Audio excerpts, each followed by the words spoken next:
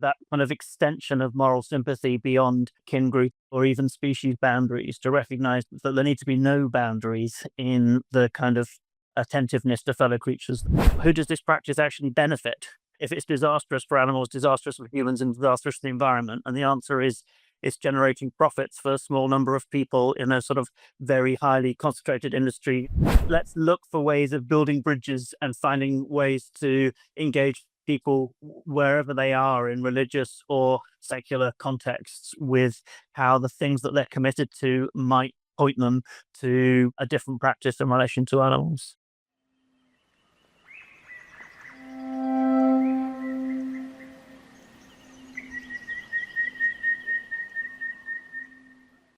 Good afternoon, David. How are you? I'm very well, thanks. Lovely to meet you, Jamie.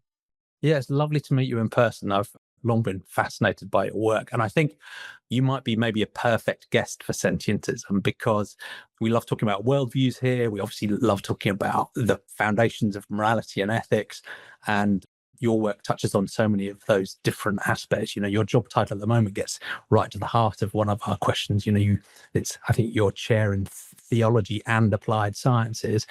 And of course, when we come on to the non-human animal topic, you founded and are still involved in so many really important NGOs and charities that do great practical work in that space too. So I'm really excited to have you here. And I guess this series of conversations, echoing some of that, about what I think of as the deepest philosophical questions, and they're ones that I often find are sorely neglected. So they are the questions about how do we understand reality and this amazing universe we all share, but just as importantly, the deep questions of ethics. What's at the root of our ethics, if there is such a thing as a root of ethics? But critically, who matters as we're thinking about ethical questions? And I have an obvious bias because I'm trying to popularize Sentientism as a really broad pluralistic worldview that says when we're thinking about what's real and trying to understand reality, we should use a broadly naturalistic approach that says whatever beliefs we might come to, let's use evidence and reasoning to get there. And on the ethical side, again, it's very pluralistic, but it does insist that every sentient being at least should matter, and should matter seriously in our moral consideration. But in well over 200 conversations, I've been so lucky to talk to an amazing range of brilliant people, some of whom agree with that worldview and many of whom don't. So it'll be really interesting to explore your own philosophical journey and how that underpins the work you do today. But I should stop rambling on. And before we get into those big questions, how would you best introduce yourself for people who haven't come across your work already? I'm an academic. As you say, I'm chair in theology and applied sciences at the University of Aberdeen. And I've spent the last 2 decades really working in the field of Christian theology and ethics, but with a view to how to think about non-human animals in relation to Christian theology and ethics. So I wrote a 2-volume monograph called On Animals, which started with where animals belong in a Christian theological understanding, and ended up with what then are the implications for how humans make use of animals in all kinds of different ways. And that argument of the book really convinced me that the moral emergency is the way that we're making use of other animals for food, and that makes very little sense if you care about non-human animals, if you care about human well-being, or you care about our shared environment. And so a lot of the practical activist work that you've described is motivated by that sense of trying to engage others, especially other Christians, with reasons for thinking differently about the use we're making of other animals, particularly for food. That's brilliant. Thank you. And there is something about the non-human animal topic that makes it very hard to stay in the ivory tower. I think so many people, academics, feel that compulsion to get out in the world and do something too, and you're certainly a powerful example of that. So I think once you've seen the problem, once you've begun to recognize what's going on and why it might matter that we're exposing billions of fellow creatures to significant unnecessary suffering, once you've seen that, and especially as I visited farm sites where I've kind of met firsthand, one-to-one, a lot of animals are unfortunate enough to be caught up in these systems. I think it's very hard to let go of that. And I think that's most of what motivates me each day, to be trying to think of ways to help others glimpse what I've seen about the wrongness of what we're doing and how we might change it. Thank you. Well, let's start with the first of these crazily broad questions. And I guess the common sense way of asking the question is, how do we work out what's real? And this field of, I guess technically it's called epistemology, how do we go about understanding stuff, I think is actually more important than the specific beliefs we might hold, because I think the toolkit, underpins or maybe undermines those specific beliefs. But a really interesting way into the question for many of my guests is to think about the topic of religion, how they were brought up and how they've thought about how religion frames or doesn't frame those big questions about the nature of reality. So what was your journey into this way of thinking about the really big, deep questions of the world? Yeah, I think thinking about how to make sense of things was always a big deal for me. I was raised in a Christian context in the British Methodist Church and had family history on both sides of the family in Methodism in Britain, and especially on my dad's side, that went a long way back. So my grandfather was a Methodist minister, his grandfather was a Methodist minister, his father was active in the Methodist Church in Durham. And so I think that sense of being formed in a particular tradition and encountering other worlds through that experience of faith was always important to me. But that was never in competition with exercising my rational faculties to the utmost. So I always wanted to ask bigger and bigger questions about the world that I encountered. I was always confident that if the kinds of things that Christians believed in terms of a universe with dependent on God for its being, if that made sense, if that was an accurate sense of the truth about things, then pushing with our utmost intellectual ability to try to understand better the reality that was around us could never be discovering anything that was foreign to faith. And so a faith-based formation and a real commitment to pursuing intellectual and deep philosophical questions about the nature of things always felt to me to be one and the same project. Yeah, thank you. So some will achieve that end almost by carving up sort of separate domains, if you like. So they will say, well, in these areas I do use, evidence and reason, maybe a broadly scientific way of understanding the world, but I will reserve some areas for something which is like a purer faith that doesn't rely on evidence and can't be challenged by evidence. Others find a more integrated sort of synthesis between the two. And it feels like you're more in that second camp. You're not saying, look, I reserve certain spaces and, God sits there for certain questions. You want to take an inquisitive, open-minded approach to all questions, including those that are the core of your religious faith, and that has integrity in its own right. You don't feel the need to carve things up into separate domains. Is that fair? No, and I would find it deeply intellectually unsatisfying if I needed to compartmentalize in that kind of way. And I'm interested in how a lot of the origins of modern scientific inquiry were driven by a sort of monotheistic account. If we believe in a God who is the author of all of these things, then somehow they must make sense. That we can't be just experienced as a sort of mere chaos. And so I think a lot of early modern science in the 17th, 18th century was profoundly religiously motivated. That sense of, we believe in an order, we believe in a created reality that has a meaning and a purpose and a sense, and that gives us confidence that going and investigating more and more deeply how these things fit together in the end is not going to be a work in vain. Yeah. So then this sense of a monotheistic creation gave them this sense that the universe must have some sort of integrity, it must be coherent, it must hang together, it must make sense, and therefore our investigations into that are meaningful. Yeah, that's a fascinating dynamic I hadn't really thought of before. And does this mean that, could you imagine a situation where your sense of openness and inquiry and being led by evidence and reasoning did lead you away from your Christian faith? Is that something conceivably is is a possibility to you?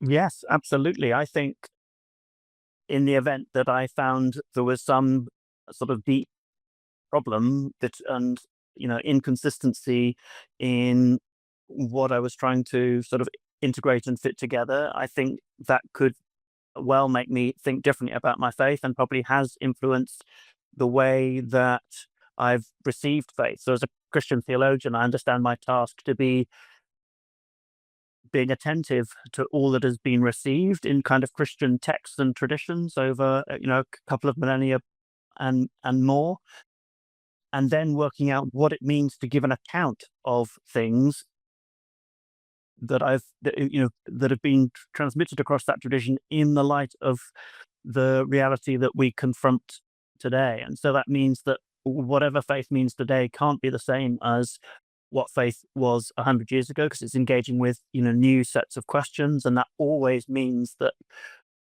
there's a theological task of thinking and rethinking what it means to articulate faith in the context that we experience.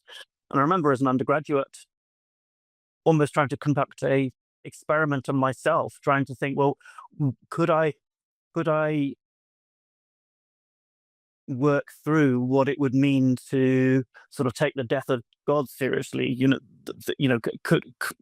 Was it psychologically possible for me to think through and dwell within that reality? And I found it unsustainable, as a kind of personal experiment. And obviously that's not an insight into the truth of things; it's an insight into my psychological formation. But I was interested in that, trying to push that possibility, which I think is a sort of indication of my sort of really wanting to think through these things deeply without any preconditions. Yeah, and I think in a way that's the perfect test. If whatever our views are, atheistic, religious, or anything, if we're willing to say, yes, the evidence, the reason would lead me in a different direction, then that's a good sign about our naturalistic epistemology, whatever our specific beliefs are. And I think it relates to, I mean, the word you used a lot there was faith. And I think many people have a simplistic interpretation of what that word means, because some people will use it in a very pure sense. That means, I don't need evidence at all. It is, a crystalline, perfect article of faith, and it is impervious to evidence. It will never and can never change. I think many people of faith don't mean it in that way. They mean it in a way that is about placing trust and confidence, and that trust and confidence, may well be based on evidence and reasoning. So there is a middle ground, at least, where you can say, well, I use evidence and reasoning, and maybe my faith, is a bit of a leap beyond that, but it's still linked to my perceptions of reality. But there can be an even softer version, which is just saying, well, really, I'm just using evidence and reason probabilistically to understand the world, and my faith is just a trust that my rationality and the evidence I see is true, right? So I don't know. I should ask a question there, but it seems like when you talk about faith, you're not talking about it as some pure, incontrovertible, unchallengeable thing. It is more of an expression of how you come to believe based on your engagement with reality. Yeah, and I think even more strongly, the task of theology, as I conceive it, is really pushing questions of intellectual inquiry as far as they will go. Sometimes I think I'm more curious than some of the atheists that I bump into, who say, well, it's really quite hard to understand the origins of the universe, or how come there's something rather than nothing. And sometimes I think that the kind of theology and questions of theology want to push further, because they're not happy with resting with that degree of just being able to shrug, but want to pursue questions of truth further. Yeah. And some people would challenge the idea of theology as a subject area, because they would say, look, it hard codes in the idea of a God of some sort. But would you suggest that a healthy theology is also willing to examine that possibility that there may not be a God? I mean, that should be part of theology as well. Yes, I mean, and we've already talked about the possibility of encountering some kind of contradiction that sort of held a lot in question. And certainly there's lots of theologizing that bangs into really hard questions in, the world as we find it, say the Holocaust, and says, well, it doesn't look like the account we've given of God and the world could make sense in the context of this. So how then are we going to do theology? And some people might say, well, that means letting go of the theological task. And other people will say, well, we need to reshape our theological thinking in the context of this, new realization and experience. And I really strongly want to represent that, the work of theology is continually open to thinking through those questions of coherence and sense making. For me, encountering the work of Friedrich Nietzsche, and especially this parable in the Gay Science of the madman in the square talking about the death of God, was really important, because Nietzsche is trying to say through that parable, I think, that if we're serious about the death of God, then we need to say not just that there isn't, some man with a beard in the sky that isn't there anymore, but the whole horizon. We don't have up and down. The whole horizon's being wiped away, Nietzsche says. And I think that's Nietzsche's challenge to sort of atheistic accounts like Feuerbach or Marx, that thought we could pretty much get rid of God but carry on with most of the things we believed as if nothing had happened. And so again, for me, that's the sort of the theologizing wants to take seriously how much is dependent on the what we believe about God and the world. And if we sort of start to move on to ethics, I think all of our thinking and all of our valuing is rooted in some account of how things are. So if I'm working within a Christian tradition of thinking about the world, that gives me a particular set of reference points for beginning a conversation and where to think through. But what I would submit is that we're all involved in that. Whatever kind of thinking we're doing, we're all involved in thinking in dialogue with a particular set of starting points. And there is no view from nowhere, and there is no ethics from nowhere. We need to be able to give an account of where we're starting from in order to work out what the reference points that we're doing our thinking or our ethics are. Yeah, thank you. And we'll come on to the ethics now. But I guess what that really helps me do is, tease apart this link between epistemology and ontology. So again, I think there can be a really simplistic way of thinking, which is, if you have a naturalistic epistemology that engages with, information from reality and good quality reasoning, that must lead you to a naturalistic ontology, where you say the natural world is all there that exists and supernatural stuff does not, right? So it might lead you from a naturalistic ontology and it directs you immediately to, for example, atheism and denial of anything supernatural. And the flip side of that is to insist that the only way you can get to any decent credence in the supernatural is to have a non-naturalistic epistemology, something like a pure evidence-free faith or an unchallengeable revelation or a unquestionable authority, because that's the only way you can get to the supernatural. And I think those boundaries are much more healthily fuzzy than that. And I think you're a great illustration of that, because I think you probably would describe your epistemology as naturalistic in that way. It is engaging with evidence and reason, but it's absolutely led you to, very high credence of belief, of faith, in the supernatural, and that being essentially, organizing part of your worldview. So I think that's a really healthy belaying for us to do there. And often people, maybe on both sides of the fence, religious or not, simplify this more than it should be. So yeah, and I think particularly in the sphere that we're both kind of concerned with in relation to thinking philosophically and ethically about animals, Peter Singer's influence has been so strong that there's a whole generation of people who have learned about their animal ethics from Singer. And what I discovered the first time I engaged with Singer and in a sort of Christian utilitarian dialogue was that virtually every time Singer talks about animal ethics, he characterizes Christianity as the chief ideological cause of all of our oppressions of animals.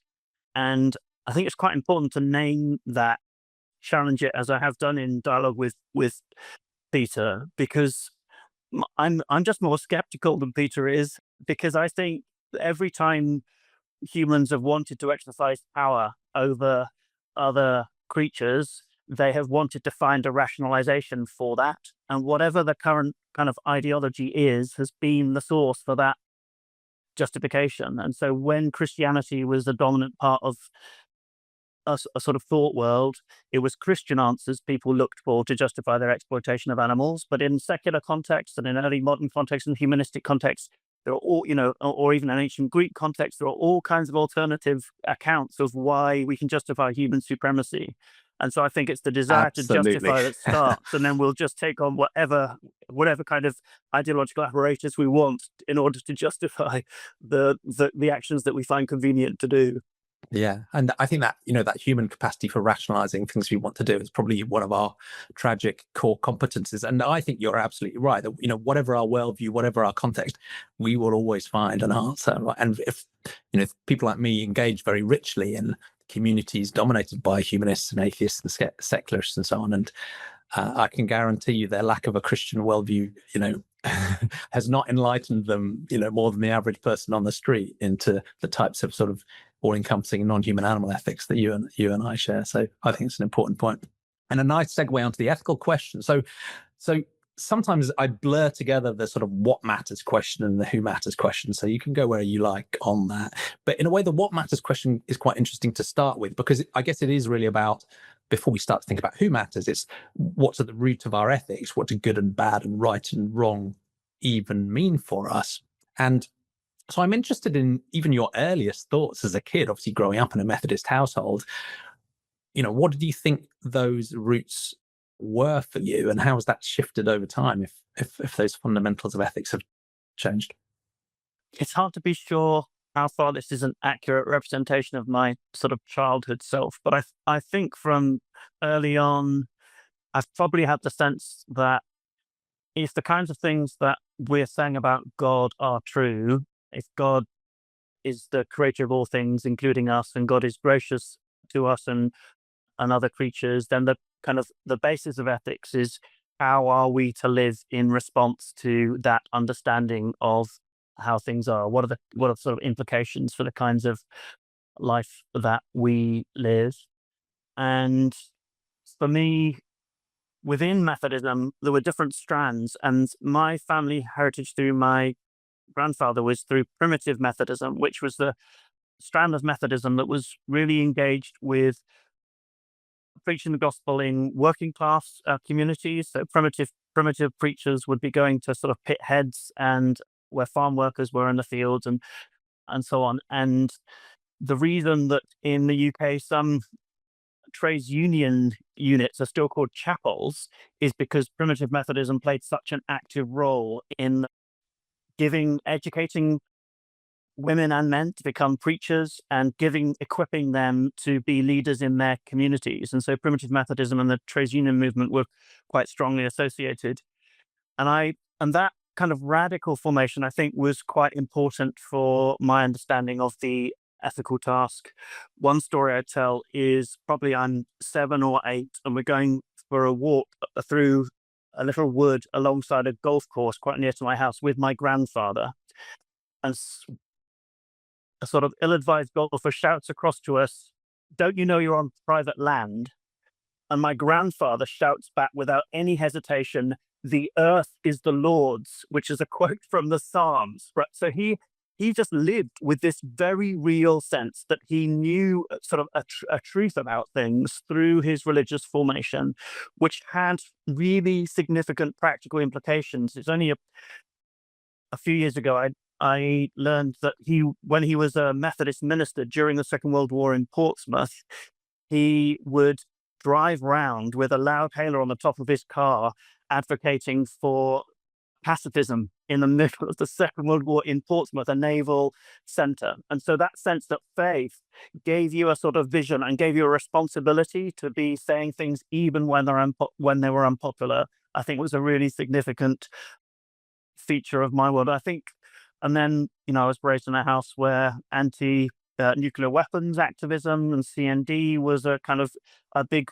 part of things. And so I think that opened me to the sense that you might have a view of things ethically that not everyone shared, but was important to be holding on to and representing. And that kind of Methodist nonconformist heritage, I think, was a significant part of what formed my interest in ethics and my sense of both, what might matter ethically, but also a responsibility to be, active in representing what you'd learned.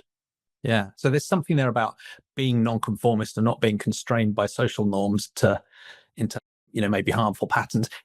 My guess is there's something deep there about justice in the way your grandfather behaved, maybe the way you think too, and in a way that is the response to the framing of being part of God's creation and God's grace in the world. Your response to that is partly about a response to injustice. Would you say it's more about injustice than it is compassion or fairness or egalitarianism or care? There's loads of other ways of thinking about ethical roots. Do you think injustice is probably one of the earliest, or is it broader than that? Why do we care about anyone or anything? Yeah, I'm sure that a sense of fairness was something that I experienced very sort of deeply as, a child and an adolescent, and that sense of some things being deeply wrong with the world that I encountered, and that things weren't being done right and fairly was a driving concern.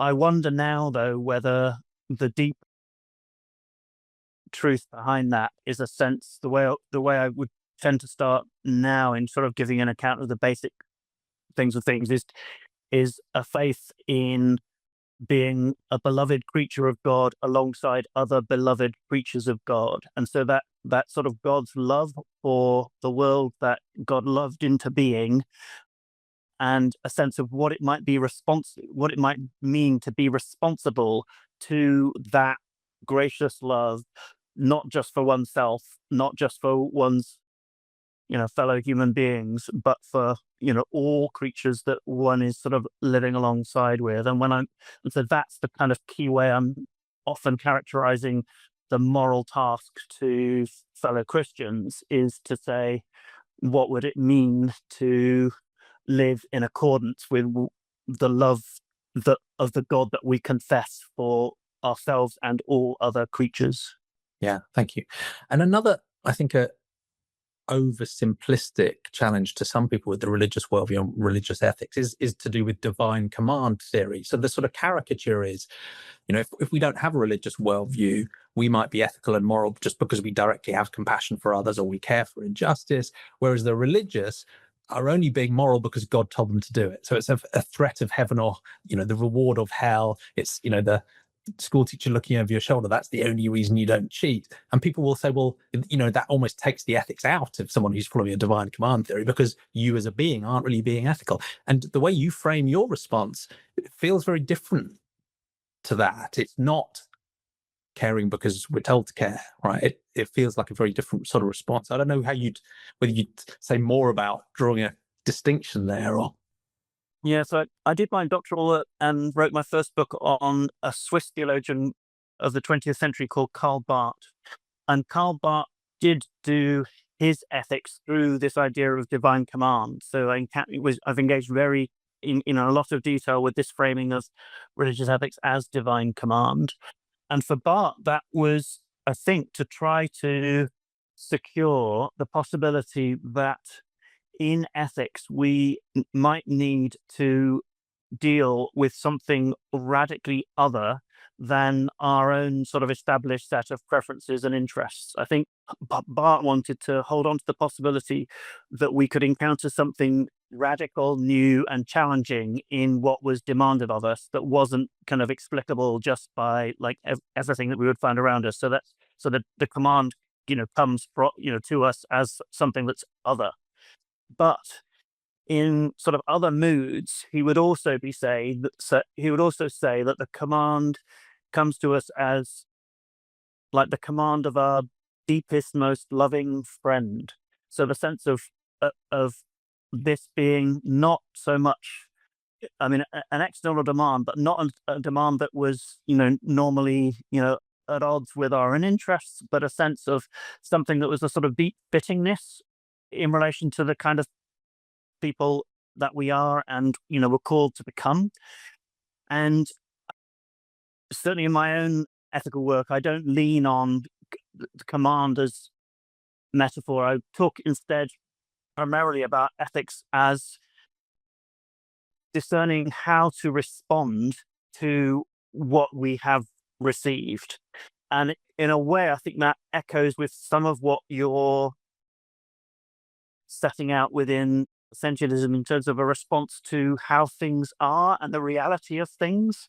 Because I think if you exist in a thought world where you confess sort of all things are dependent on this being God who sort of loves the world into being and wills the flourishing of all kinds of creatures, then ethics and what's demanded of us becomes a kind of response to taking seriously what it means to look around the world with that kind of faith-based lens. Once you've seen all of these fellow creatures, humans, non-human animals, plants, rivers, mountains, stars, once you've recognized them all as part of this creation that God loved into being, then what is demanded of you in response is not so much a sort of divine order. It's a kind of what does this call forth from you? If you discover the wounded rabbit by the side of the road, it's not that God is instructing you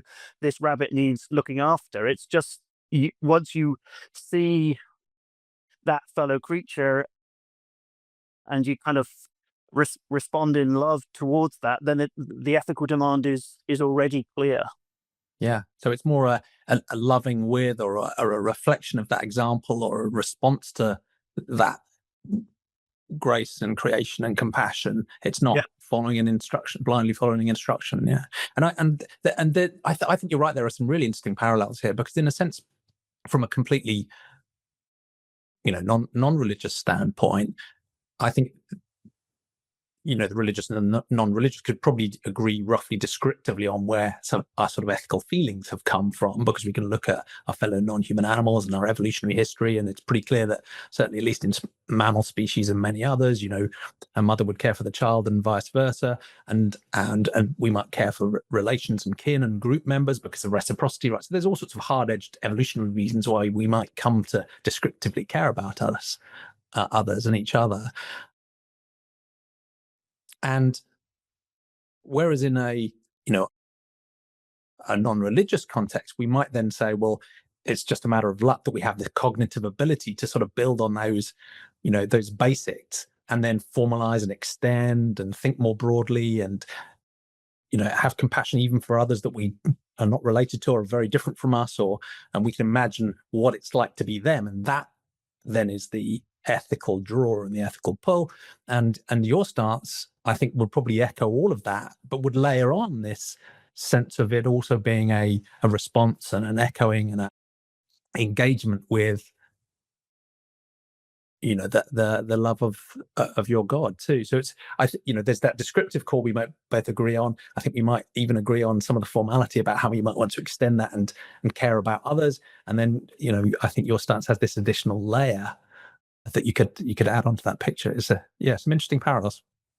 There are these wonderful stories of the saints, which called hagiographies in the Christian tradition, and I'm very struck by how many of those relate to the kind of extension of compassion. And so there's this amazing story of St. Kevin and the blackbird, and Kevin is, a hermit in Ireland, and he sort of tends to pray with his arms outstretched out the sides of his very small hermitage. And the story goes that one time he was praying like that, and a blackbird began to make her nest on one of his hands because he'd been praying for so long. And he thought he should leave his hand there. So he left his hand there until she had finished her nest, and then until she had laid the eggs, and then until she had incubated and hatched the eggs, and then until the chicks flew away. And I think what that kind of story is trying to indicate is that that Christian holiness belongs to a sort of radical recognition of the sort of interests of all God's creatures and being radically prepared to be attentive to what fellow creatures need from us. And so that kind of extension of moral sympathy beyond like kin group, as you say, or even species boundaries, to recognize that there need to be no boundaries in the kind of attentiveness to fellow creatures that Christians are called to. Yeah, thank you. Now, a really tricky question, and I don't expect you to be able to answer it quickly, is as we look at the varieties of religious worldviews around the world, there are some really powerful, I think, positive commonalities that you'll find in almost every stance, right? You will find some senses of universal compassion or love, caring for others, whether it's the golden rule or the platinum rule or something similar, ideas like ahimsa in the Dharmic religions. So there's a rich positive vein of commonality, which has different forms of expression. But of course, when we look at other varieties of different religious worldviews, there's also some pretty awful ethics. And for the people I've talked to so far, some of whom grew up in a religious context and moved away, some it was more about evidence and reasoning, and they just didn't think, the stories were likely to be true. But for many others, it was actually a moral journey where they were looking at some of the moral stances presented to them by church leaders or by imams or whoever else, institutions. And that was where the crack started. And they were like, hold on, this one, it doesn't seem coherent with the all-loving God you've just been talking about. And two, it doesn't seem to correspond with my intuitive, modern, compassionate ethics. How do you navigate that balance? Because, like I said, there's so much love and compassion, but then there's also in-group, out-group, there's we are the special ones, there's, discrimination. Even the concept of hell seems arbitrarily brutal to many people. How do you navigate that landscape in general terms about the good and the bad of religiously grounded ethics? Yeah. So I think my answer would refer back to what I was saying about how religion gets abused in order to justify exploitation of animals. Where religion has been a powerful social force, and people have wanted to justify bad things, then religion is very widely used to justify them. And so because it's such a powerful tool of kind of social formation and values transmission and so on, then whenever humans have wanted to be able to do and justify bad things, religion in many contexts has been sort of enlisted as the way to narrate and justify that practice. As I would say, non-religious traditions of thought have also been weaponized, in very similar ways. And so when I hear, I'm actively concerned about the ways that Christianity and other faith traditions are used to inculcate hate and intolerance and, justify immoral action in very many contexts. And I think in relation to, previous guests you've had who would be motivated to reject particular forms of religion because of what they've experienced, I think I would be very likely to be in sympathy with those problems. And when people talk about the God that they disbelieve in, my most common response is, yes, I also don't believe in that God. And so I think there's a lot of sort of common ground, and I'm very critically attentive to the way in which religion functions to in hugely problematic ways. And then the next question for me that follows is, so does that mean we give up on this whole thing, or do we instead try to work for expressions of faith that draw what I see as sort of best and most important about these traditions?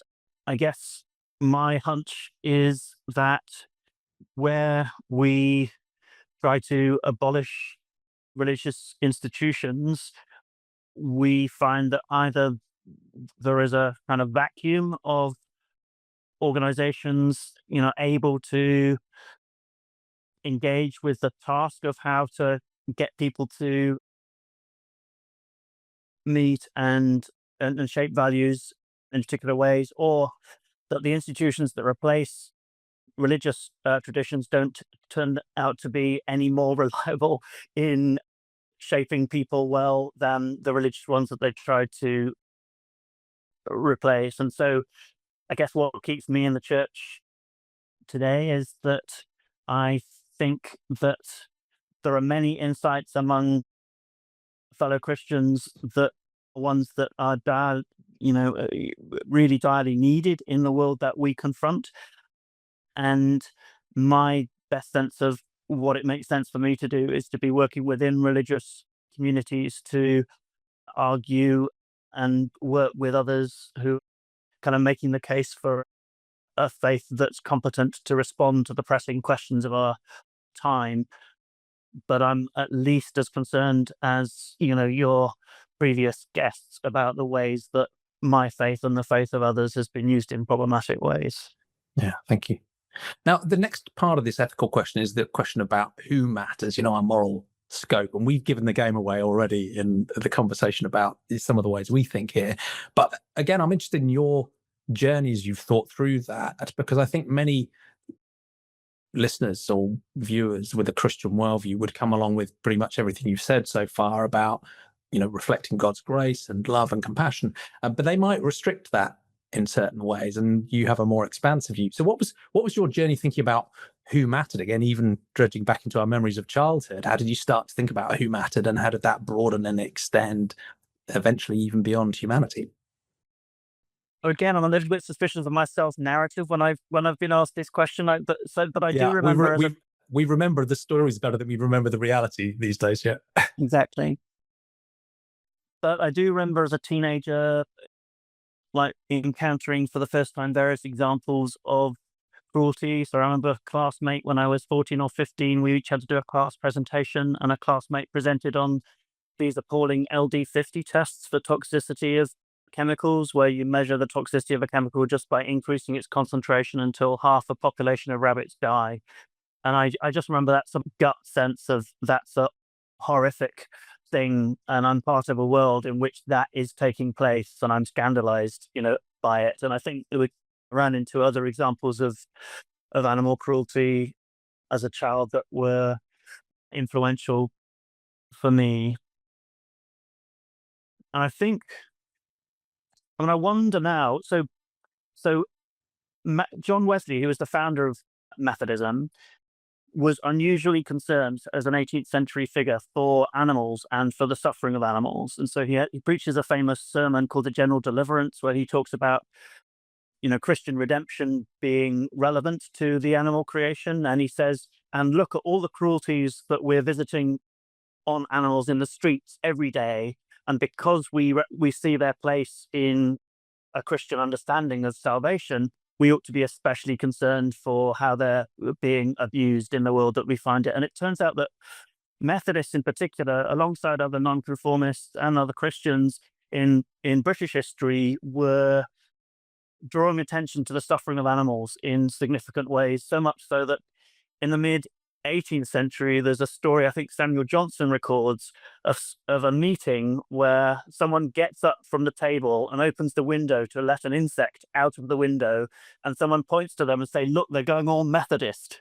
So the Methodists must have been infamous for a kind of irrational, eccentric concern, even for kind of tiny creatures. So while that wasn't preached in the Methodist Church that I, grew up in as a child, I do wonder whether there was something sort of deep in the religious DNA that made me susceptible to concerns about the suffering of others. And certainly then, when food was my obviously an individual responsibility when I went to university, it seemed like it was a completely obvious choice that if I had the choice between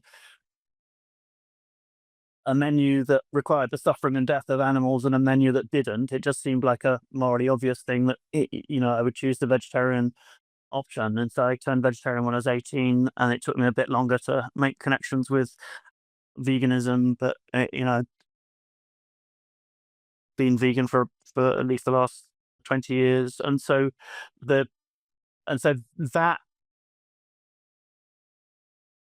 sort of sense of responsibility to fellow creatures, turned into a kind of an ethical obligation for me once I began to make those connections with how we were treating fellow animal creatures and the way that was connected with everyday practice.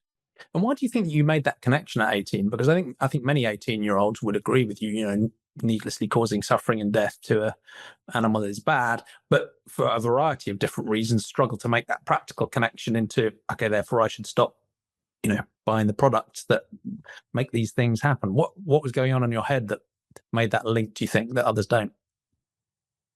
Well, I do wonder whether this kind of non-conformist religious formation, the idea that how you lived mattered, and that it mattered even when it was like inconvenient or difficult. Like you ought to Yeah. be prepared to be living in a way that was the right way, the way that you were called to, even if that was something that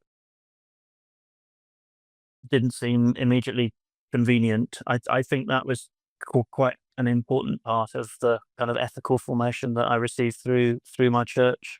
Yeah, so you were less constrained, or primed to be less constrained by sort of comfortable social norms and go with the flow. You're like, if I see this and it matters, there is an imperative to actually act, regardless of those constraints. Yeah, yeah, and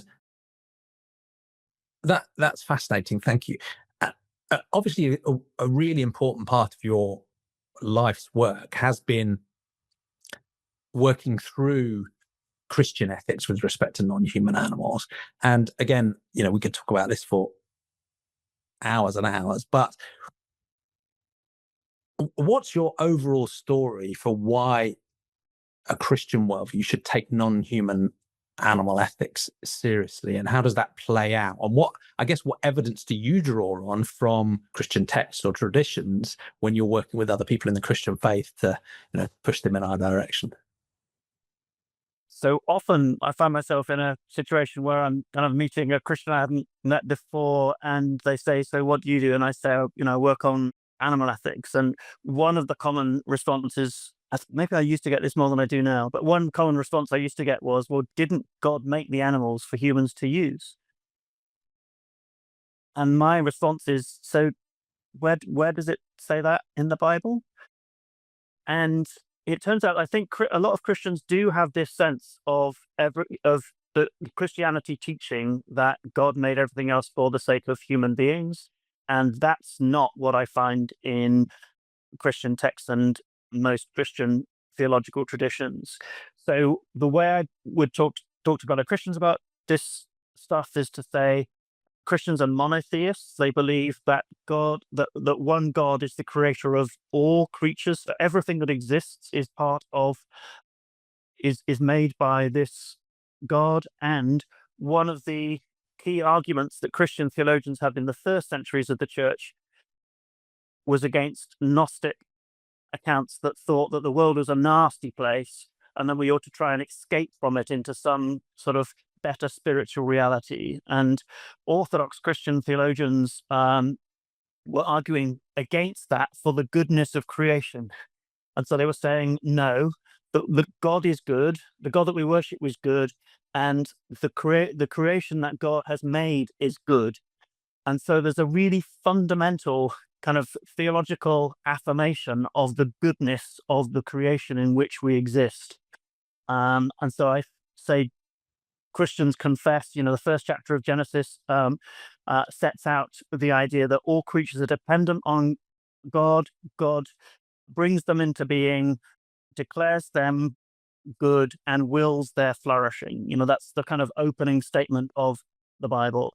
And by the way, in this context, I probably ought to explain that I don't interpret that in a way that's at odds with a kind of evolutionary account of the origins of life. For me, this is not a kind of a day-by-day description, but a way of representing the sort of dependence and the relationship of creatures upon God in, poetic terms.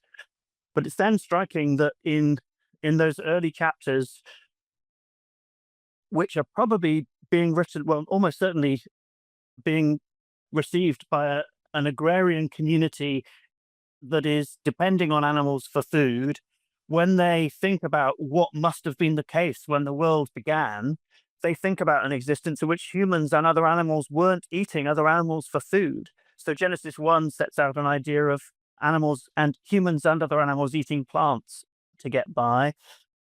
And so it's really striking to me that there's that kind of deep religious sense that there's something not quite right about a life in which we're taking the lives of other animals in order to get by. And again, within the Christian Old Testament and Jewish Hebrew Bible, there's also a sort of looking forward, saying the book of Isaiah, when the Messiah comes, there will be peace between humans and other animals, and between all kinds of animals. The lion will lie down with the lamb, and so on. And so there's this sense that this middle that we're living in which humans are using killing other animals for food, there's something that's second best about that life. And when God's will was fully done and will be fully done, that will no longer be the case. And so then it seems to me it's interesting to note that eating animals was controversial, both in the various parts of the Old Testament and in the New Testament, and that there's a good reason why it should be controversial, because everyday practice didn't seem like a good fit for what religious people were confessing about their beliefs in God. And so there's right through Scripture, there's really strong affirmations that God loves and cares about and provides for all kinds of creatures. And most dramatically, say in the book of Job, where Job is complaining about all these nasty things that are happening to him, not without reason, because God's done a bet with the devil in this kind of particular story. But at the end, God is basically taking Job aside and saying, don't you realize that this universe that I've created is so much bigger than you are, and you weren't around at the beginning of time. You've got no idea what I'm doing with all of these other kinds of creatures. And so there's this kind of positioning of the human within this huge kind of landscape of creation that God is saying, I'm about all of this work. And then even very directly in Jesus' teaching, when Jesus is trying to reassure his followers about God's care for them, he says, this is not an argument, but an appeal to what they already know. He says, you know that God cares for even the falling of a single sparrow. How much more will God care for you? And I think Christians have often made the mistake of rushing to the end of that teaching without really realizing the radicality of the beginning. It's quite explicit. I mean, yeah, and sparrows are not just small animals; they're also pests. They're a really annoying animal that gets into your house and kind of gets into the eaves and causes all kinds of destruction.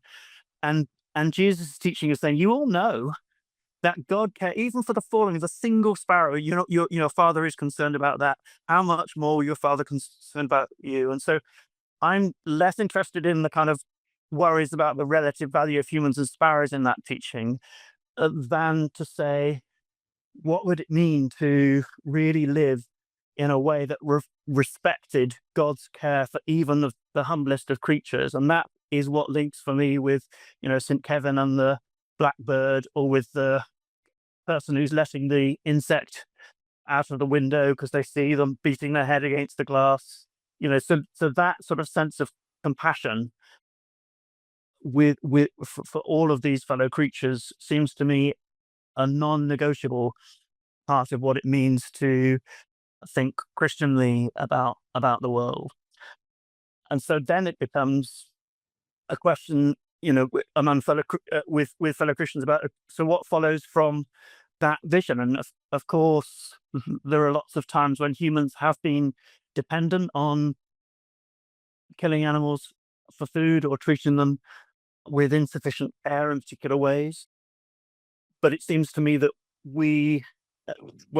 there are long-standing Christian traditions that say that while we can't always live peaceably alongside creatures, and while it has sometimes been necessary to kill animals for food, we should never do that we should never subject fellow creatures to suffering unnecessarily. And so one way of characterizing, I think, a widespread Christian consensus from medieval times until the early modern period was that humans have the right to use animals where necessary, for what's necessary, but they shouldn't be subjecting them to unnecessary cruelty. And I think that in the context that we live in today, becomes a very radical challenge once we begin to realize it's not necessary in almost every context now to be using other animals for food, and the way that we are using other animals for food is not only disastrous for them and us, but also shared environment. Then it becomes very hard, I think, to justify anything, and any significant part of what we're doing in relation to our treatment of other animals, especially for food.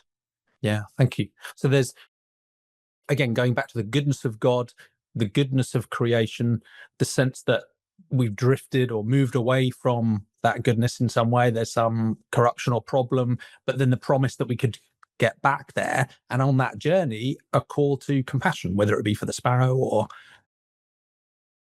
through that process. And again, there's really interesting echoes in lots of different worldviews. I had a fascinating conversation with Lisa Kemmerer, who's done this type of research looking into Islam and the Dharmic religions and Christianity, and in each of them finding some of those themes and drawing on them and building on them. And I found someone pointed out to me that within the Catholic Catechism, I think there's an explicit phrase: it is contrary to human dignity to cause animals to suffer or die needlessly. I mean, it's there in writing. Uh-huh. Now, of course, the word needlessly or necessary is carrying a lot of weight, because many people will say, well, I really need a bacon sandwich. But the raw ethical material is there in many of these different worldviews, and it's certainly there in Christianity too. Now, that story feels compelling and strong, particularly when we're thinking about non-human animals that are under human control in our food systems, and you could extend that to laboratories and entertainment and all sorts of other domains as well. Where it can get, I think, more challenging, partly for a Christian worldview, but also for many vegans and animal advocates, is when we start thinking about all of the other non-human animals too. So when we think about wild animal ethics, things get tougher, because I think the classic sort of vegan or animal advocate, understandably, is so focused on the human caused concerns that they don't want to be distracted by what's going on in the wild. But there can also be this sense that I guess might be echoed in a Christian way of thinking, which is, if creation is good, and of course humans have had some impact on the wild, but imagine the wild is largely or substantially unimpacted by humans. Does that mean the wild nature in general is good, and therefore the things within it are good, and therefore how do we engage with, I think, the very visceral reality that while there's a lot of joy and pleasure and flourishing in the wild, there's also a lot of horror and suffering and pain too. So, and that links back to the topics you've already talked about before, or hinted at before, with the problem of suffering and the problem of evil, and broadening our scope beyond humanity to non-human animals and then to wild animals just makes the scope of that challenge even tougher. So how does your Christian worldview and the way you engage with non-human animal ethics engage with that wild animal suffering, the wild animal ethics space? Yeah.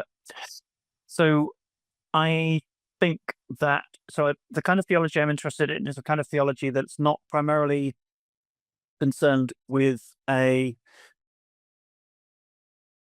sort of account of sort of origins and endings and complete rational coherence, but is prepared to start in the middle of things and look around us where we and are try now. and try and work out what's going on and what follows from what we care about for how we interact with it. In relation to wild animal suffering, I would see that in a very similar way to the suffering we see among human beings in a sort of causal explanation, which is it's a really terrible thing that some humans existing in situations where they don't have enough to eat, or they suffer from untreated disease, or they're victims of conflict. And there's a messy range of reasons why humans find themselves in that situations, and some of them are amenable to action, and others less so perhaps. But the first concern we ought to have is not to give a causal explanation of why it is that people find themselves in this situation, but what is ethically demanded of us in response. And so in relation to wild creation, and wild animal suffering, that would be my primary motivation as well. Not to try and find an explanation of why it is that the gazelle is suffering, after having been pursued by a lion, but be thinking, in the context of the world as I experience it, where am I called to seek to kind of intervene and have an impact? And so, I already gave the example of discovering a rabbit by the side of a road as a kind of an ethical demand, and that, it seems to me that that's really clear. But in the event where it's a kind of the lion versus the gazelle, and the lion is going to starve without a successful hunt, and the gazelle is not going to survive if the hunt is successful, I don't think we have a reason to prefer one, the survival of one or the other. And so we might, step back and lament the situation, that life is fragile and suffering in those modes. But I don't think that leads to an obvious ethical responsibility. But where we do have an obvious ethical responsibility is the animal lives that are directly under our control. And so, he's probably aware there's quite a lot of discussion in animal ethics at the moment about, should, do particular accounts of animal ethics require that we save gazelles from lions?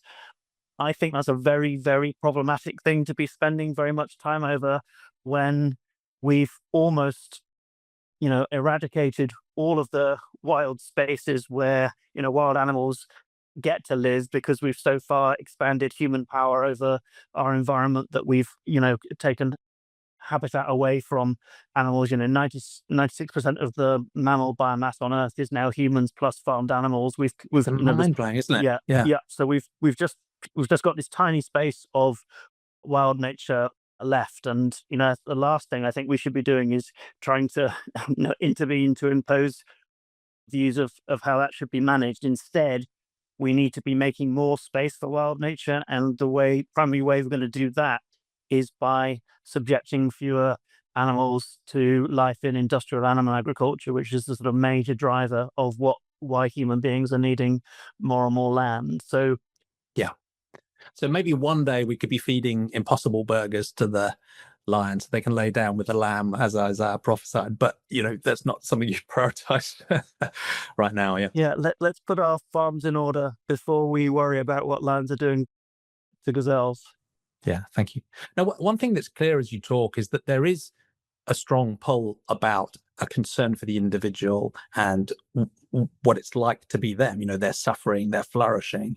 And one criticism, and I tend to go along with that stance as well. That's partly why I sort of focus on sentience. And, I acknowledge the boundaries are fuzzy. We might not be able to be super confident about who or what is sentient. But it seems to me intrinsically morally salient, because the reason I care about you is because you, even in some minimal sense, care about yourself. You can feel pains and pleasures and love and joy and existential angst. And if you can feel anything at all that matters to you, that's where the moral pull comes from to me. So I do tend to zero in quite firmly on sentient beings and sentient individuals. And I think that's a pull on you as well. But some people will criticize that stance and want to go further. So they might want to go to a biocentrism that says, look, plants might not be able to experience things, but in some sense they flourish too, and they are part of God's creation. And maybe we should go even beyond living things to think about ecosystems and even rocks, rivers, and trees. And again, in an expansive view of God's creation, that whole creation is important and it matters and is loved by God and should be loved by us. And on the one hand, I'm quite open-minded about that, as long as we don't forget about the sentient beings, because even in that more expansive view, the sentience seems to have a distinct moral significance for me, such that, cutting a blade of grass or cutting a pig seem radically different moral acts to me because of that sentience. So even if you go further. But some people don't follow that path, and I will come to a question eventually, because they will take a broader sort of ecocentric view, whether their stances are religious or not, and they will say, well, actually, us humans should be humble. What really matters is the Earth as Gaia and these ecosystems, and all of their amazing, interoperable, interlocking parts that we can't really even begin to conceive of, their complexity and their richness. And there's a wonder and a glory about that, religious or not. And us humble humans should play our part in those ecosystems. And those ecosystems include sometimes unpleasant things like predation, and so that's why I'm going to have a Big Mac for lunch, right? So it's almost framed as a sort of super humble, we're just a tiny part of these wonderful systems, but actually I think it ends up in quite an amoral space where you say, well, we're just another cog in a broader ecosystem that maybe God has created. That thing is wonderful. That includes predation, so predation must be wonderful, and therefore that justifies factory farming. So I think something terrible has gone wrong there. But do you come across that sort of more expansive way of thinking? How much do you think there is value in it? Because I think you share some of that broader sense that it's not just about sentient beings or just about animals. It is about a broader sense of God's creation. And how do we mitigate the risks that I've somewhat cynically outlined there? No, I think this is really important, and I think some accounts of animal ethics get this wrong. So a lot of the work that I've done, I think, in trying to expand a Christian theological and ethical imagination beyond the human is to question and deconstruct some ways in which we've differentiated between humans and other kinds of animals. And that's given me quite a strong allergy, I think, to creating sort of binary categories with creatures on one side that matter and creatures on the other side that don't. If I'm arguing against a cliff edge between humans and other kinds of animals morally, one of the anxieties that deconstructive work in a Christian context generates is they say, well, so are you saying that we shouldn't really care about humans so much anymore, David? Are we kind of flattening this out? And I say, well, no, it's appropriate to attend to what our responsibilities to fellow humans are morally, but that doesn't exhaust kind of moral responsibilities. So we could then think about different kinds of non-human animal creatures and pay attention to what they need to flourish and the extent to which we can enable or block that flourishing, and recognize that that matters too. And I think you're right that sentience is one thing we ought to be concerned about in the way in which we attend to what fellow creatures need from us and what matters in how we deal with them. But what I'm become convinced about is that we need a pluralistic account of how other creatures matter.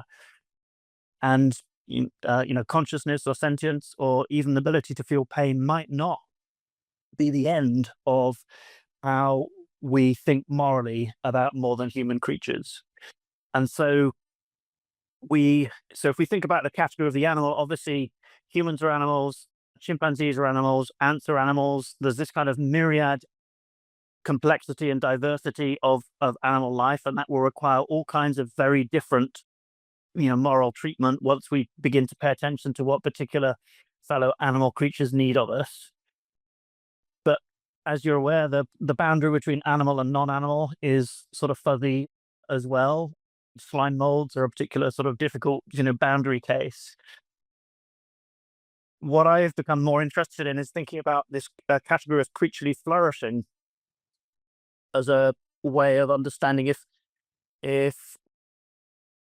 God cares about the flourishing of the creatures God's made, then perhaps Christians should care about that too, and think about how far they can enable the flourishing of fellow humans, fellow non-human animals, and fellow non-animal creatures too. So that flourishing would matter even if the being doing it isn't experiencing anything as a result. It's a broader conception of flourishing than just experiencing good things. Yeah, so I talked earlier on about this Swiss theologian Karl Barth, and in his Ethics of Creation, he is influenced by Albert Schweitzer, who had this concept of reverence for life. And through thinking about Albert Schweitzer, Barth said, it's not a morally neutral act to just wander, past a hedgerow and strike at plants and destroy them willfully without any good reason. So respect for life might have a particular relevance even beyond creatures that we couldn't be sure were kind of experiencing that in the same way as sentient creatures do. And then I'm motivated to think, even beyond that, to what we've thought of in relation to sort of the boundary between living and non-living as well, because I think in some sense that's a modern invention. The idea of living and non-living probably originates with, development of biology as a kind of a modern science.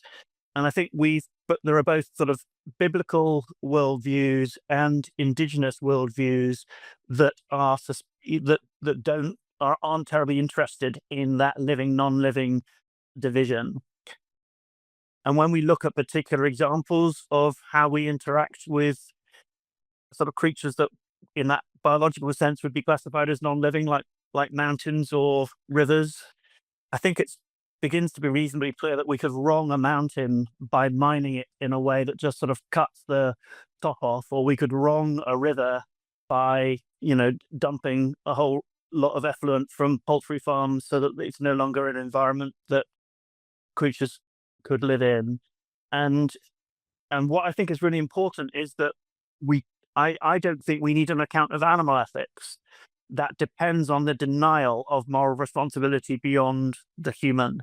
And so if we have an animal right, if we have a sort of Tom Regan type animal rights account, it seems like we need a hard, replacement bright line. Instead of a human, non-human bright line, we need an animal, non-animal bright line in order to justify, special treatment of everything within that line, and it not really mattering what we do with anything outside. And I don't think that's plausible, and I don't think we need it. I think we can be attentive to what humans need, to what particular kinds of other than human animals need, and then be attentive to how far can we live peaceably in a way that enables the flourishing of other creaturely kinds too.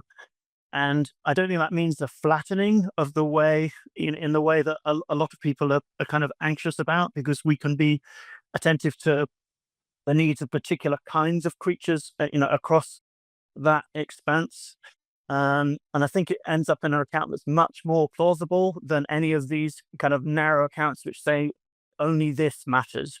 And, I'm going to win my moral argument by persuading you that just this matters morally. I think lots of things matter morally, and we ought to be open to a sort of pluralistic way of understanding how we might have moral responsibilities to other kinds of creatures. Yeah, fascinating. Thank you. And I'm very sympathetic to that approach, because even within sentientism, it's focused on making sure the sentient beings get included, but it doesn't insist you should exclude anything else, right? And I like that approach of, as you do with humans and that, wider sentient beings, you can make that inclusion and that care and that compassion and that reverence, even that love, serious, without having to draw a hard boundary that then excludes others. You can still be generous and open-minded in that context.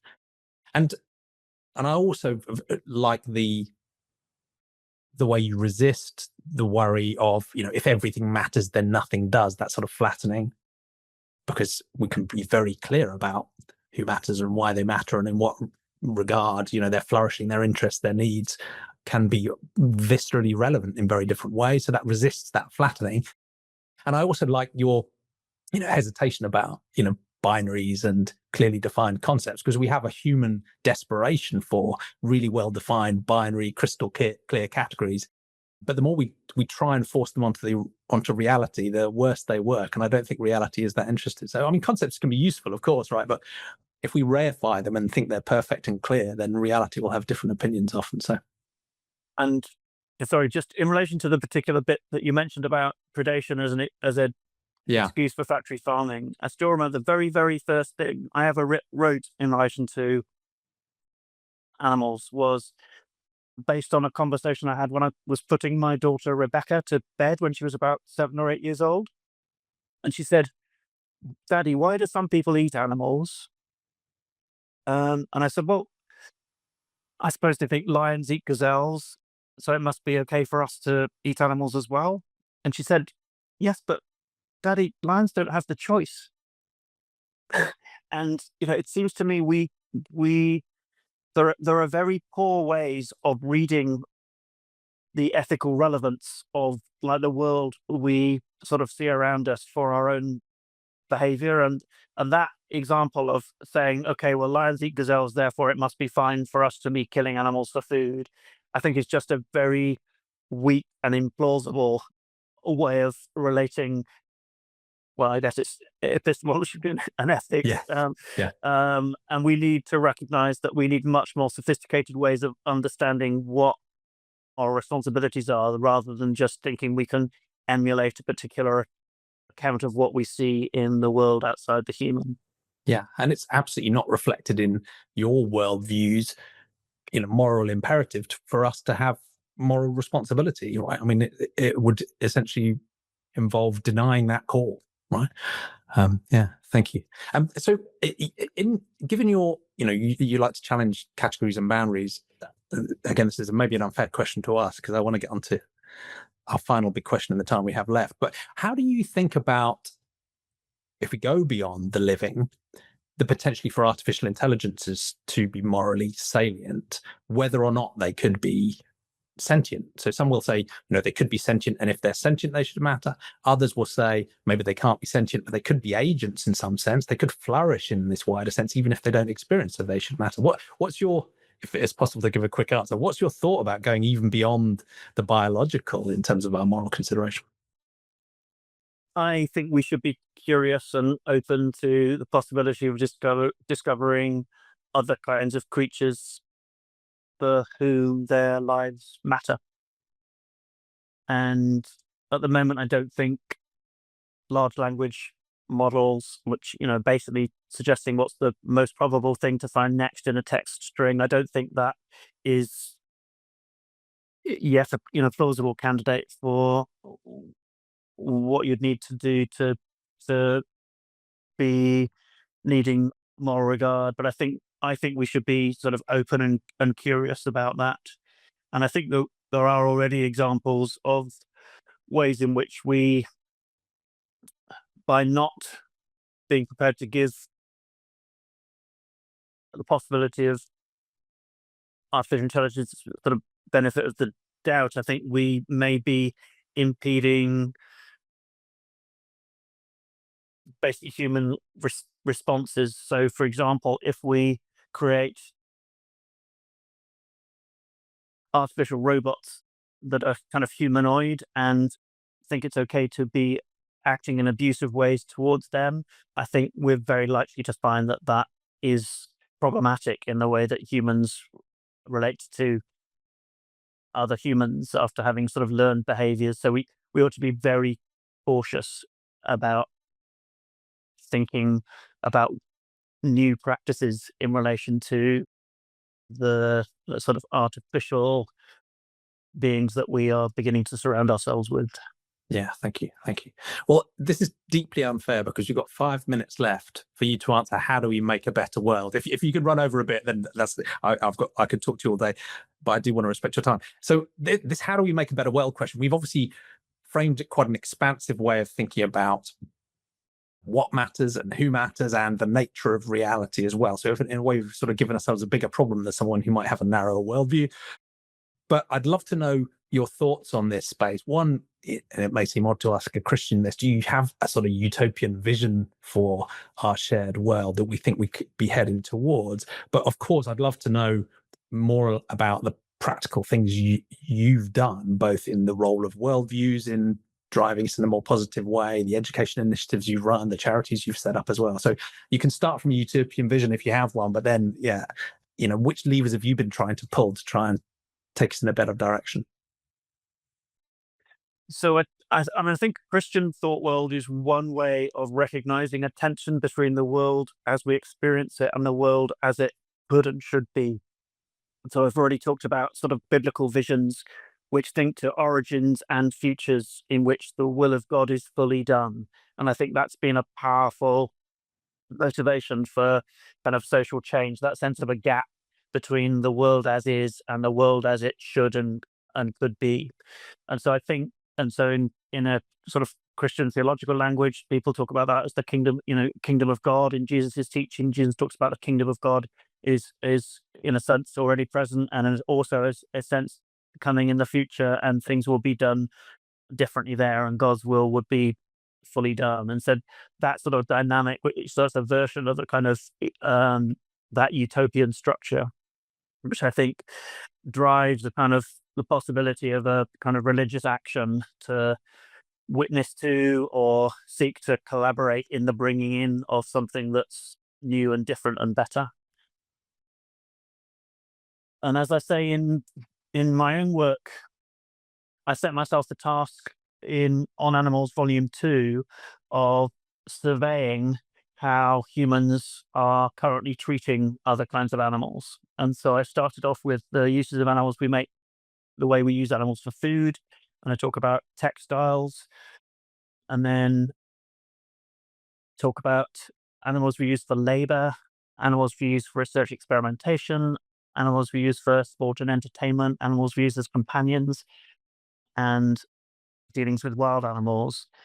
And what really convinced me was the moral emergency of all of that in terms of this scale and impacts was the way we use other animals for food, because I had a sort of real realization as I was writing that book, having started with farmed animals and ended with wild animals, I realized actually the chief threat to the viability of wild animal populations was the increasing grabbing of land for increasing numbers of farmed animals, either grazing them or growing fodder for them. And so it made me realize that the kind of practical demand in terms of what needed to change and the kind of the most obvious sort of ethical challenge that we need to confront is to rethink how we're using animals for food. And what has especially encouraged me to pursue that is that it's now really clear to me that it doesn't really matter if you care about farmed animals, if you care about wild animals, if you care about human well-being, or if you care about the climate crisis, biodiversity crisis, water crisis, or whatever you care about. Industrial animal agriculture, as big as it's practiced, is a key problem. And so so much so that you begin to think, well, who does this practice actually benefit? If it's disastrous for animals, disastrous for humans, and disastrous for the environment? And the answer is it's generating profits for a small number of people in a sort of very highly concentrated industry, 4 or 5 major meat companies in the world. The shareholders and the executives of those companies are making lots of money. They've got lots of well-funded lobbyists to protect, the continuation of the industry, but it's benefiting virtually nobody else. And there's a bizarre dynamic where I think the marketers and the PR agents for the industry deserve all of the gold medals, because they are selling at a mass scale to a population that is horrified by the basic practices of their industry. It's such a bizarre situation when you see it clearly. Exactly. So I don't think that I am motivated by a particular vision of a utopia, but I do think that this could be represented very clearly to anyone who cares morally about almost anything to be a serious problem. And what I like about it is that it's not the kind of problem that the only thing you can do is sort of sign a petition, but it's the kind of problem that we are kind of implicated in sort of ordinary and everyday life. So the thing that I'm most enthusiastic about at the moment is directing people to institutions that they're part of that have something to do with serving food, and talking about changing to plant-based defaults in kind of institutional catering as a kind of minimal moral response of institutions to living in a world like we do. Because this changing the defaults of how food is done feels like a modest step. So, so if you're booking people into a conference, for example, the food is plant-based by default, but people could tick a box saying, I'd like to eat meat. And what peer-reviewed studies show happens when you ask people to do that is you reduce consumption of animal products by about 80%. And you can do similar things in relation to sort of cafeterias. So Sodexo is a big American contract caterer active on hundreds of campuses in the US. And they did some experiments with Better Food Foundation, which is a nonprofit in the US that I gave this idea of plant-based defaults to. And they found that they got big reductions in the amount of animal products consumed if they just set up a station where instead of chicken being the default, there was some plant-based protein was default, and there was a little notice saying, if you'd prefer chicken as the alternative, please ask a server. So you just switch the defaults, and what you find is that people can still choose what they want to eat. So it's not, doesn't provoke the same kind of reaction as just sort of going to completely vegan options or even meat-free Mondays. But what you find is that that achieves big reductions. So in lots of contexts, this switching to plant-based foods as the default, but having sort of options, other options for people who make different choices, I think has the potential to go mainstream in a way that makes really significant shifts in consumption practical. And so I think the combination of the sort of morally obvious case in relation to animals, humans, and planetary well-being, plus a practical strategy for achieving significant change, that seems to me to be one sort of obvious part of a step towards a better future. Because when I visit sort of broiler chicken sites and talk to site managers, it's very clear that their business is very tightly tied to consumer demand. And so I think that's a hopeful sign. I think you can talk very plausibly to people about the way that their consumption choices, and especially as they're part of institutions that are making consumption choices, have direct effects on the numbers of animals being dragged into these horrific systems. And so that's a very hopeful thing in a context where there's quite a lot of things that feel like they're beyond our control. These kind of practical changes in relation to food policy feel to me something that's practical, but really part of the big change that needs to happen to get to a better future of how we're relating with other kinds of animals. Yeah, very compelling. And they're practically easy, simple steps. They're things that actually bring us back into line with the latent ethics I think most humans have already. And I wondered if you also want to say a few words before I let you go about CreatureKind and what you're doing within Christian communities along those lines as well, because that's more of a sort of a values-based educational type intervention that also, should have positive outcomes too. Thanks. Yeah. So beyond my work sort of in academic publications in relation to theology and ethics, in relation to animals, I began to think, what would it mean to get this message out to Christians at large? And CreatureKind, you can find the website becreaturekind.org, is the organization we set up in 2015 to try and make that case. And so CreatureKind's been working in different ways on resources, educational resources, and different programs encouraging a development of sort of Christian leadership. And the program that we're most enthusiastic at the moment is called DefaultVeg congregations. So trying to make the case to find people who'd like to work with their local church congregations to say, okay, because we're Christian, we care about what's going on in relation to animal agriculture, and we're going to adopt plant-based defaults in our catering as a faith-based response. Yeah, brilliant. Thank you. That's a wonderful, hopeful note to end on. Like you said, whatever you care about, this answer is pretty clear and it's pragmatic, and it's one of those things where we can actually all pull a lever too. So, Exactly. Well, thank you. It's been a wonderful conversation. I could talk to you for days, David. Is there anything else you wanted to add in? Because we've answered what's real, what matters, who matters, and how to make a better world in about 90 minutes. But also, how can people best follow you? I don't know how much social media you do, keep up to date with your work. You've given us the Be Creature Kind link already. Anything else you'd point people at for people to stay in touch? Thanks. Yeah, I mean, if people want to learn more about the kinds of work I've been doing, there's lots of videos of talks and lectures I've given. If people do searches on Google or YouTube, you can find my academic publications through sort of usual channels. I'm no longer active on X, but I can be found on Blue Sky, though I think I'm not terribly active there right at the moment. I just followed you this morning. Yeah. Thanks.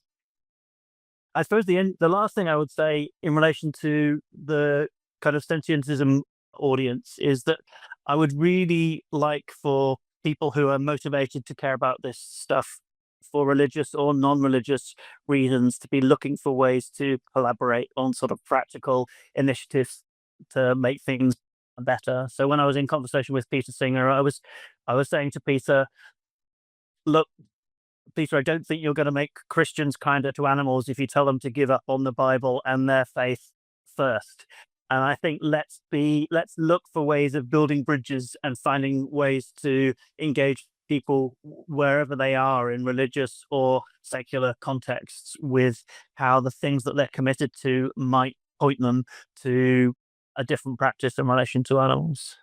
Yeah, I'd enthusiastically endorse that. I mean, in my own work in the UK education space, working with religious education teachers and networks and in interfaith dialogues, the power and the potential of that is enormous. And that doesn't mean we can still be clear about where there are, problems within religious worldviews where we have a moral objection or there are serious issues, as you do yourself. But we can also look for those areas of commonality and work together in solidarity to try and make a better world. So, yeah.